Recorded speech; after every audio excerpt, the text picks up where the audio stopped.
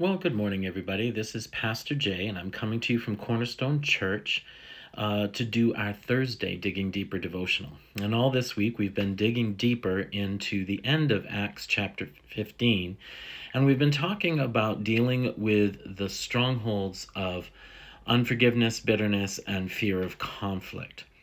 Now, these are things that are typically part of the human experience. Jesus himself said it was impossible to live your life without offense. And so at some point, you're going to take offense at something. But we are discovering that offense can turn into any of these strongholds: unforgiveness, bitterness, or fear of conflict. And we are called by Christ to tear down those strongholds and learn how to deal with offense in a Christian manner, to deal with our anger, our fear of conflict, however it chooses to manifest in a Christian manner. And so we've looked at a couple of biblical examples. We looked at the first one from Zechariah, where we talked about being wounded in the house of our friends, how often it is those closest to us who can offend us the worst and cause us the most psychological, emotional, spiritual harm and damage just because of their proximity.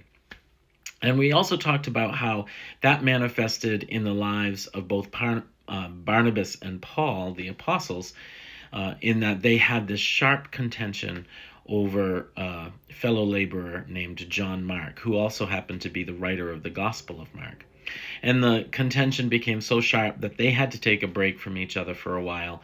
And we are using that story as a springboard to ask the question, how, as Christians, are we to deal with conflict, with offense, with anger and disagreement? And so we talked on Tuesday about how the first thing we need to do is we need to do nothing at first. Give ourselves a moment to catch our breath and to figure out a godly response rather than an unspiritual reaction. Secondly, we need to exhibit self-control, which is a fruit of the Spirit.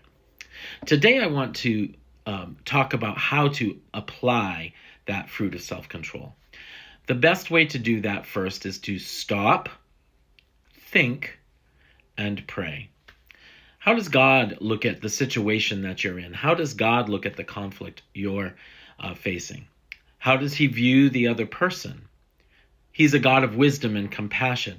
So seek to exemplify those traits. What does he want to happen in your relationship as you deal with this issue? Could this be a growing experience for both you and the other parties involved? These are all questions that can only be answered through prayer and study. And so before you respond to this situation, you need to stop. You need to ask yourself these questions.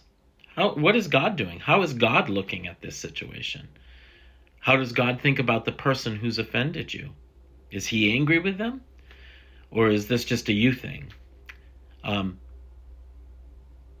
What does God want to happen in your relationship? Is this a growth point for you or for the person that you're offended with? Or is this a growth point for both of you in your relationship and as individuals? This requires a lot of prayer. And it's not a lot of you talking prayer. It's a lot of you listening prayer and you reading the word prayer. Can I encourage you that maybe during this season, when you're going through an offense, this is a good time to reread the book of Proverbs. Maybe to think through the Proverbs and spend some quality time meditating on the Proverbs that stand out to you.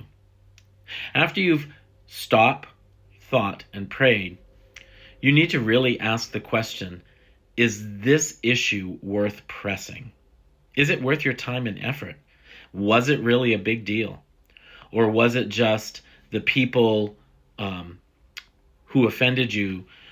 Was it just a small foible? Was it just because it hit you wrong? Was it just because it hit you at the wrong time? Is it worth pressing? Does it need to be addressed? Count the cost. if the resolution of this problem doesn't count in the long run, if it's just a storm that's come to blow in and blow out, then maybe just let it blow out. Let it run out of rain. Perhaps you should overlook it and go on to more important issues. Not everything needs to be dealt with. Number 5, evaluate your own attitudes, strengths, and weaknesses. What in this situation was caused by you? How much of your offense is flying out of your own hurts, habits, and hang-ups? Matthew 7:5 tells us, first, before you even go to somebody who's offended you, first take the log out of your own eye, and then you will see clearly to take the speck out of your brother's eye. Right? So when we look at other people and we look at them in a degrading way, we need to first look back at ourselves and say, okay, so what in my experience is making me think less of them? What is making me so angry about this situation? Is the problem more yours than the other person's? Prayerfully seek God's perspective about your role and why you feel as you do about this situation. Why did you get so upset? Why do you have a problem with how they're acting? So stop, think, and pray. Ask, is the issue worth pressing? And evaluate your own attitude, strength, and weaknesses according to Matthew 7, verse 5. Do you have a log in your eye that you need to take out before you address this situation? I leave you to think about these things. Look forward to hearing your thoughts. Until we meet again, God bless you and be at peace.